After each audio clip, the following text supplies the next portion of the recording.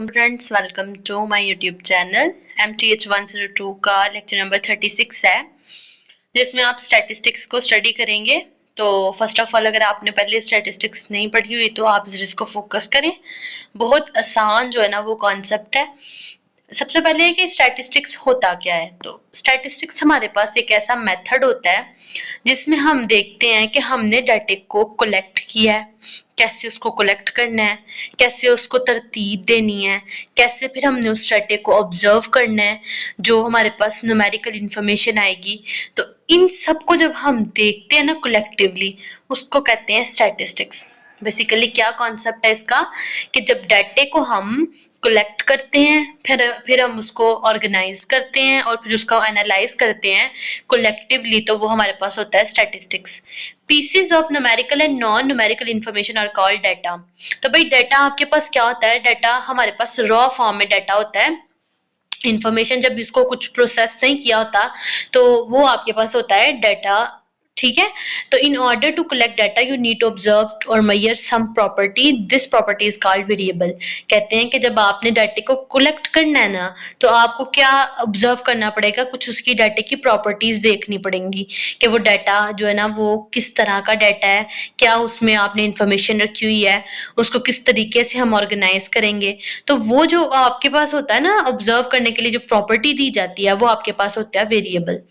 फिर आ जाता है आपके पास कि क्वालिटेटिव और क्वांटिटेटिव क्या चीजें हैं। ठीक है, तो क्वालिटेटिव डाटा कब होता है? हमारे पास कोई भी वेरिएबल है तो वो क्वालिटेटिव क्या होगा, कब होगा? If it is not possible for it to take a numerical value. भाई क्वालिटी से पता चल रहा है, जहां पे क्वालिटी की बात आ रही है तो वो किसी न किसी चीज की क्वालिटी को ही डिफाइन करती है। कि लेट्स एग्जांपल अगर हम देख लें तो किसी पर्सन की आई कलर है, तो आई कलर जो है ना वो एक क्वालिटी है। ठीक है, आप इसको मेजर नहीं कर सकते, जो है ना वो आप इसको काउंट नहीं कर सकते। इसी तरह से जो क्वांटिटेटिव होता है ना, उसमें आपके पास कोई ना कोई न्यूमेरिकल वैल्यूज होती हैं। क्वांटिटी से ही पता चल रहा है कि डाटा जिसमें न्यूमेरिकल वैल्यूज होंगी वो क्वांटिटेटिव होगा। इसी तरह से quantitative variable which can take any value in the given range is called continuous variable.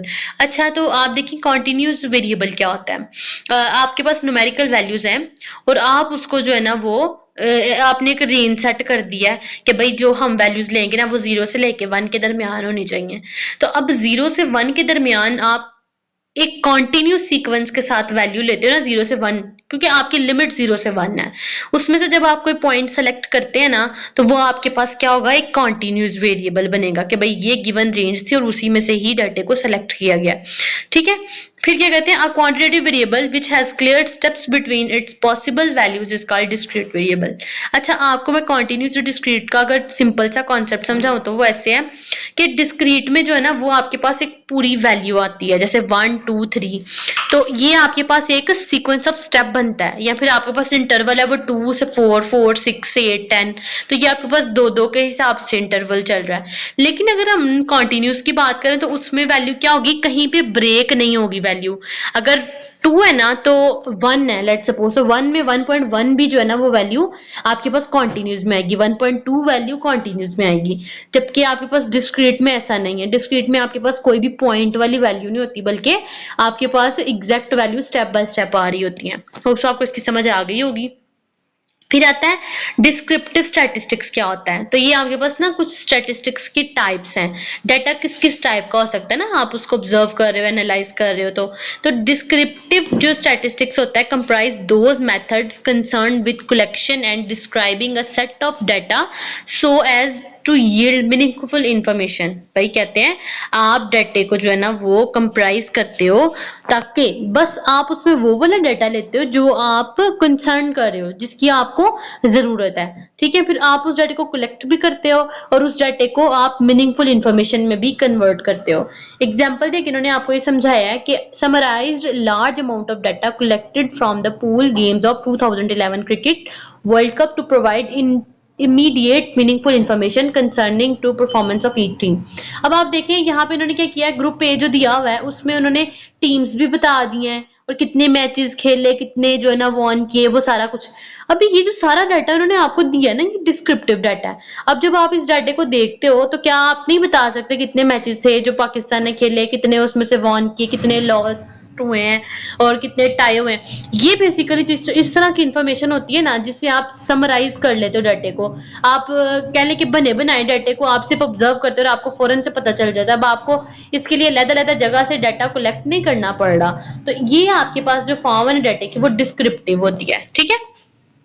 इस तरह इन्फ्रेंशियल स्टैटिस्टिक्स क्या होता है, comprises those methods concerned with analysis of subset of data leading to its predictions or interference about the entire set of data.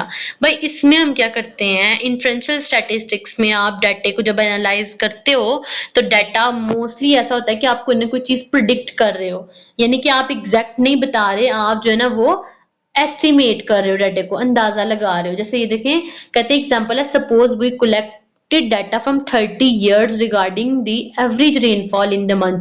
तो हम कहते हैं कि 30 सालों में कितनी जो है ना रेनफॉल उसकी एवरेज क्या निकली है ऑफ जुलाई इन लाहौर में, जुलाई के महीने में जितनी भी पड़ी है। And the amount came from 3.3 centimetre. तो उसकी जो अमाउंट थी वो कितने सेंटीमीटर थी, 3.3। We make the interference that the next year in the month of July we can expect between 3.2 and 3.4 of rain. तो कहते हैं कि हमने एक डाटा था कि इतनी भाई बारिशें हो रही हैं 3.3 सेंटीमीटर तक, तो हमने एक एस्टिमेट अंदाजा दे दिया कि जो है ना वो नेक्स्ट जो बारिश होगी ना अगले महीने, अगले जो साल जुलाई में, तो वो 3.2 से लेके 3.4 के दरमियान में होगी। जैसे हम न्यूज सुनते हैं तो उसमें वही वो कहते हैं कि आने वाले दिनों में इतने दिन जो है ना वो बारिश की पेशन गोई है। तो अब ऐसा नहीं होता कि अगर वो कहते हैं तो एग्जैक्ट वही चीज होती है, लेकिन वो एक एस्टिमेशन होता है कि भाई मौसम की कंडीशन जो है ना वो इतनी देर तक खराब रहेगी। तो एक ये इन्होंने बताया हुआ है कि एक डिस्क्रिप्टिव डाटा होता है और एक होता है इन्फ्रेंशियल। इन्फ्रेंशियल में हम एस्टिमेट करते हैं।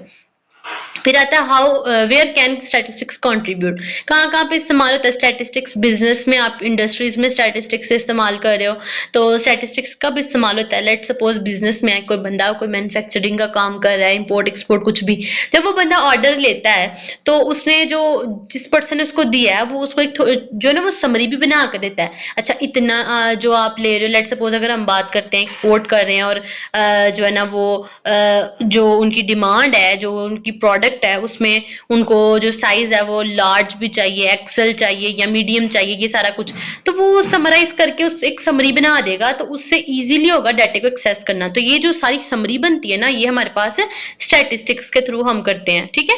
तो आपको पता चल जाता है कि डाटा जो है ना वो उसकी एफिशिएंसी कैसी है, इंप्रूव हो रही है या डिक्रीज हो रही है, क्या हो रहा है। फिर मार्केटिंग में भी आप इसी चीज को इस्तेमाल करते हो, ठीक है। सैंपल सर्वे करते हैं या फिर हम जो है ना वो डिटरमाइन करते हैं प्रोडक्ट की वायबिलिटी को देखने के लिए, या फिर एस्टिमेट करते हैं कि जो हम एडवर्टाइजमेंट कर रहे हैं वो कितनी इफेक्टिव हो रही है। ये सारी चीजें देखने के लिए भी स्टैटिस्टिक्स का इस्तेमाल होता है, इंजीनियरिंग में, बैंकिंग में। फिर उसके बाद जो है ना वो आपके पास हेल्थ और मेडिसिन में स्टैटिस्टिक्स इस्तेमाल हो रहा है, पब्लिक हेल्थ में, फार्माकोलॉजी में और जेनेटिक्स में। बेसिकली ये सारे इन्होंने कुछ पॉइंट्स के नाम दिए हुए हैं, आपसे अगर पूछे कहाँ का इस्तेमाल हो रहा है आप इनके सिर्फ नाम बता सकते हैं। इतना डेप्थ में जाने की जरूरत नहीं है, ना ही वो इतना डेप्थ में आपसे पूछते हैं। नेचुरल रिसोर्सेज में भाई स्टैट्स का इस्तेमाल हो रहा है, एग्रीकल्चर में कितने परसेंट जो है ना वो आपको बेनिफिट हो रहा है, कितना आपको पिछले साल से नुकसान हुआ है, और 1990 से 95 के दौरान कितनी जो है ना वो आपने कितना बेनिफिट हासिल किया, कितना लॉस हुआ है, क्या आपने चीज कैसे किस लिहाज से आपको जो है ना वो प्रोवाइड हुई थी। इस तरह से जो है ना वो कहते हैं आप इकोलॉजी में, जियोग्राफी में, सोशल एंड नेचुरल साइंसेज में, बस आप इनके सिर्फ नाम बता देना उनको, तो ये बहुत इनफ है, ठीक है। ये सारी की सारी वही चीजें आपने इनके बस कुछ के जो है ना नाम जेन में रख लेने। अगर आ भी जाए कि कहाँ कहाँ पे स्टैटिस्टिक्स इस्तेमाल हो रहा है तो आप इनमें से 4-5 के नाम बता दें बस। फिर आगे आता है पॉपुलेशन। तो भाई कहते हैं a population is defined as a set of all possible number of stated group। देखिए अगर लेट सपोज आप कर लेंगे क्लासरूम में, उस क्लासरूम में 40 जो है ना वो स्टूडेंट्स बैठे हुए हैं, तो अब ये जो 40 स्टूडेंट्स है ना वो उस पूरी क्लास की क्या है, पॉपुलेशन है, ठीक है। अगर एक किसी खास एरिया में लोग रह रहे हैं ना, किसी एक कह लें कि इलाके में रह रहे हैं, या किसी एक जो है ना वो कहते हैं ना जैसे चले आप इलाका ही लगा लें, तो उसमें जितने भी लोग आ रहे हैं ना, गांव, चले गांव देख लें, तो उस गांव में जितने भी लोग रहते हैं वो एस्टिमेट करते हैं कि यहाँ की पॉपुलेशन होगी भाई 4000 है या 5000 है, ये कस्बा है तो उसकी 5000 है। तो ये जो होती है ना, ये हमारे पास होती है पॉपुलेशन, ठीक है। तो कहते हैं कि ये बात उन्होंने बताई कि जितने पॉसिबल मेंबर्स हो सकते हैं ना कि शामिल होंगे इतने मेंबर, वो सारे के सारे पॉपुलेशन होते हैं। A cross section of the return of all the stocks traded in a New York stock exchange is an example of population. भाई बता दें इन्होंने कि भाई इन्होंने एग्जांपल ऐसे दी है कि अगर एक न्यूयॉर्क है उसमें स्टॉक एक्सचेंज है तो उसमें जितने भी पर्सन्स जो है ना वो ट्रेडिंग कर रहे हैं वगैरह तो वो शामिल होंगे लोग, तो वो एग्जांपल है पॉपुलेशन की। और सैंपल का कॉन्सेप्ट जो है ना वो बड़ा इजी सा है कि आपके पास, मैंने आपको सबसे पहले एग्जांपल दिया, क्लास में अगर 40 तालिब इल्म हैं तो वो सारे के सारे पॉपुलेशन है। अब मैं अपनी मर्जी से जिस पर्सन को खड़ा करूंगी ना वो होगा उस क्लास का सैंपल। ठीक है। तो सैंपल क्या होता है? Defined as subset of population. Population जो होती है उसमें से आप कोई भी जो है ना वो सैंपल जो है ना वो उठाते हो, वो आपके पास सैंपल होता है। कोई भी पर्सन, कोई सबसेट, कुछ भी हो सकता है। Once a population has been defined a sample can be drawn from the population. कहते हैं अगर हमारे पास पॉपुलेशन होगी तो उसमें से हम सैंपल को भी निकाल सकते हैं। ठीक है। उसके बाद है भाई पैरामीटर क्या होता है? A method used to describe a characteristics of a population is refer to as parameter. भाई जो पॉपुलेशन होती है ना, आप उस पॉपुलेशन को जब डिस्क्राइब करते हो ना तो वो आपके पास होता है पैरामीटर। याद रखिएगा कि पॉपुलेशन में से हम पैरामीटर को डिफाइन करता है, पॉपुलेशन पैरामीटर को डिस्क्राइब करता है। फिर आगे आता है डेफिनेशन है कि it is frequently too costly और time consuming to obtain measurements for every member of population. कहते हैं कि बड़ा मुश्किल होता है कि हमारे पास इतने ज्यादा पर्सन और हम वन बाय वन एक एक पर्सन को जो है ना वो उठा रहे हैं। उसमें से बेहतर है आप एक जो है ना वो कम्युनिटी लें, उसमें से एक पर्सन को उठा लें तो आपको उस कम्युनिटी के मुतालिक इन्फॉर्मेशन मिल जाती है। भाई हाँ यहाँ पे इस जो है ना तरह के लोग मौजूद हैं या इस तरह के, जैसे अगर एक क्लास है तो उसमें जो है ना वो आईसीएस का ग्रुप है। अब उसके जो है ना 3 क्लासेस बनी हुई हैं, यानी कि 3 तरह की पॉपुलेशन है। अब आप जो है ना उस तीनों को नाम दे देते हो, एक को आईसीएस स्टैट दे देते हो, एक को फिजिक्स दे देते हो और एक को आईसीएस इकोनॉमिक्स दे देते हो। तो अगर आपको जो है ना आईसीएस स्टैट के जो है ना पॉपुलेशन में से कहते हैं कि भाई एक सैंपल को उठा लें, आप एक पर्सन को खड़ा करते हो स्टूडेंट को और कहते हो इन्फॉर्मेशन प्रोवाइड, आपको उससे पता चल जाएगा कि भाई यहाँ पे जो है ना वो स्टैट का सब्जेक्ट पढ़ाया जा रहा है और ये जो है ना सारी इसके बारे में इंफॉर्मेशन है, वो आपको उस कोर्स के मुतालिक सारा बताएगा, वही पर जो कोई दूसरा स्टूडेंट भी बता सके वहां से। ठीक है। फिर इस तरह से भाई sample statistics is used to measure characteristic of a sample. तो भाई सैंपल जो होता है ना स्टैटिस्टिक्स का, वो बताता है कि सैंपल जो है ना उसकी क्या क्वालिटी है, क्या खसूसियात हैं, क्या करेक्टरिस्टिक्स हैं। फिर आपके पास कुछ स्केल्स हैं, ये बड़े इंपॉर्टेंट है। नॉमिनल स्केल है, फिर ऑर्डिनल है, फिर इंटरवल स्केल और एक रेशियो स्केल है। भाई स्केल से पता चल रहा होगा किसी भी चीज को मेजर करना। ठीक है। तो नॉमिनल स्केल कैसा होता है? ऑब्जर्वेशंस आर क्लासिफाइड और counted with no particular order. भाई नॉमिनल स्केल में किसी किस्म का कोई सीक्वेंस, कोई ऑर्डर नहीं होता, बस आप जो है ना ऑब्जर्व कर रहे होते हो और चीजों को काउंट कर रहे होते हो। It consist of assigning items to group और कैटेगरीज। आप बता रहे होते हो कौन से ग्रुप में किस तरह का डाटा आएगा, कौन सी आइटम्स आएंगी, कौन से ग्रुप में कौन सी आइटम्स आएंगी। ठीक है। इसमें आपके पास एग्जांपल उन्होंने दी हुई है कि कोई रिलीजियस प्रेफरेंस हो सकती है, किस रिलीजियस में किस तरह के लोग होंगे, और या फिर आप जेंडर देखते हो मेल है या फीमेल है। ये आपके पास एग्जांपल है नॉमिनल स्केल की। फिर उसके बाद है ऑर्डिनल स्केल। भाई ऑर्डिनल है तो वो सारी कैरेक्टरिस्टिक्स वही होती हैं जो नॉमिनल स्केल की होती हैं, लेकिन इसमें चीजों को ऑर्डर दिया जाता है तरतीब के साथ। ठीक है। कौन फर्स्ट, कौन सेकंड, कौन थर्ड। ठीक है। इस तरह से किसका नंबर 1 है, कौन 0 है, कौन 2 है।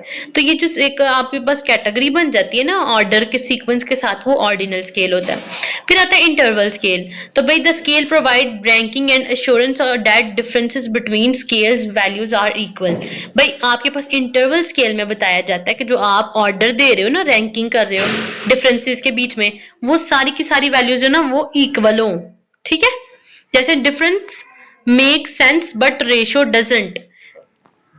कह रहे हैं कि आप जब देखते हो ना डिफरेंसेस की बात करते हो तो डिफरेंसेस में आपको सेंस प्रोवाइड की जाती है, लेकिन आपने रेशो है तो उसमें ये चीजें नहीं आती। And there is no natural zero. यानी कि इंटरवल जो होता है ना, इंटरवल स्केल, उसमें आप चीजों को मेजर कर सकते हो या टेम्परेचर में या फॉरेनहाइट में। देखें आपके पास 2 ऑप्शन है, या आप जो है ना वो वेदर को अगर हम मेजर करते हैं हम टेम्परेचर में भी कर सकते हैं, या फिर उसको इसी चीज को हम फॉरेनहाइट में भी कर सकते हैं। यानी कि हमारे पास 2 चीजें हैं और दोनों हमें सेम इंफॉर्मेशन ही प्रोवाइड करेंगे, लेकिन उनकी मेजर करने की जो है ना वो रेंज जो होगी ना वो डिफरेंट होगी। रेशियो स्केल है these represent the strongest level of measurement. इसमें रेशियो स्केल में आपके पास एग्जैक्ट जो है ना वो 0 पॉइंट आता है। इंटरवल में एग्जैक्ट 0 पॉइंट नहीं आता। ठीक है। लेकिन रेशियो में एग्जैक्ट 0 पॉइंट आता है, या फिर वो कह लें कि 0 पॉइंट ओरिजिन की तरह होता है। ठीक है, the scales ratio scales have a true zero point as the origin.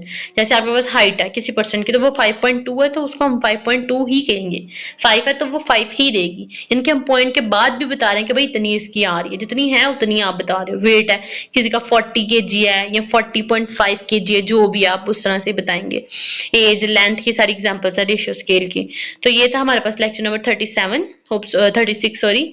तो मिलते हैं नेक्स्ट लेक्चर में। अल्लाह हाफिज।